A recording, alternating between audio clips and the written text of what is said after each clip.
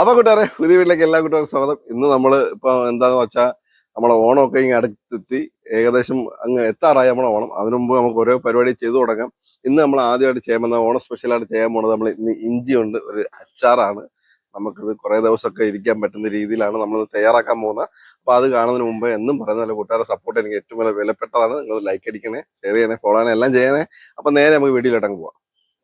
നമ്മൾ ചെറിയ പീസുകളായിട്ടെല്ലാം കട്ട് ചെയ്തെടുത്തിട്ടുണ്ട്. അടുത്തായിട്ട് നമ്മൾ വെച്ച് കൊടുത്തിരിക്കുന്ന ഒരു പാനാണ്. അതിനകത്ത് നമുക്ക് കുറച്ച് നല്ലെണ്ണ ഒഴിച്ചു കൊടുക്കാം. അപ്പൊ എണ്ണ ചൂടായി വന്നിട്ടുണ്ട്. അതിനകത്ത് നമ്മൾ അരിഞ്ഞ് വെച്ചാൽ നമ്മൾ ഇഞ്ചി ഇട്ട് കൊടുക്കാം. അതിന്റെ കൂടെ തന്നെ ഒരു 10 ചെറിയ നമ്മളെ വെളുത്തുള്ളി എടുത്തിട്ടുണ്ട്, അതും ഇട്ട് കൊടുക്കും.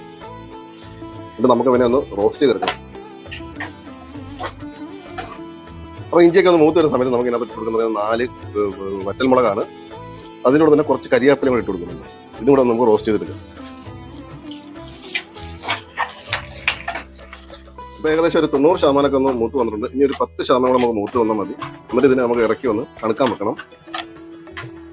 അപ്പോൾ നമ്മൾ 250 ഗ്രാം ഇഞ്ചി മേടിച്ചാണ്. ഇപ്പോൾ ഇത്രയേ ഉള്ളൂ. റോസ്റ്റായി വന്നപ്പോഴത്തേക്ക് നമുക്ക് ഇത്രയും കിട്ടിയിട്ടുണ്ട്. ഇനി നമുക്കിത് പൊടിച്ചെടുക്കാം. ജാറിനോട്ടിടാം.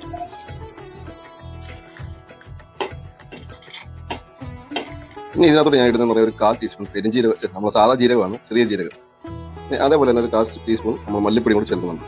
ഇനി നമുക്ക് ഇതൊന്ന് അരച്ചെടുക്കാം. ഞാൻ ഇതിനകത്ത് വേറെ കാര്യം പറയാൻ നമുക്ക് ചെയ്യേണ്ടതെന്ന് പറഞ്ഞാൽ, ഇതിനകത്ത് വേണമെങ്കിൽ പുളി ചേർക്കാവുന്നതാണ്. നമ്മൾ പിഴിപുളി പിഴിഞ്ഞ് നമുക്ക് ഇതിനകത്ത് ഒഴിച്ച് അരച്ചെടുക്കാം. അല്ലെങ്കിൽ നമ്മുടെ വിനാഗിരി ചേർക്കാം. ഇത് രണ്ടും ഞാൻ ചേർക്കുന്നില്ല. അപ്പോൾ നമ്മൾ അരച്ചെടുത്തിട്ടുണ്ട്. നല്ലോണം നല്ല തരി പോലെ അരച്ചെടുത്തിട്ടുണ്ട്.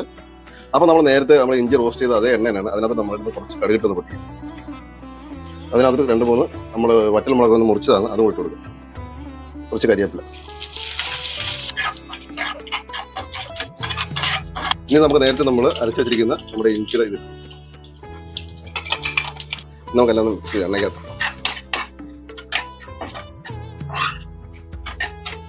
ഇനി നമ്മൾ ഇതിനകത്തോട്ട് ഇടുന്ന പറയാം 1 സ്പൂണോളം ശർക്കരയാണ്. അതും കൊണ്ടൊന്ന് മിക്സ് ചെയ്യാം. ഇനി അടുത്ത് നമ്മൾ ചേർക്കുന്ന പറയുന്നത് കായപ്പൊടി കൂടാണ്. ഇനി അടുത്ത് നമ്മൾ ചേർക്കുന്ന പാകത്തിനനുസരിച്ചുള്ള ഉപ്പാണ്. ഇനി എല്ലാം കൂടെ ഒന്ന് മിക്സ് ചെയ്യാം.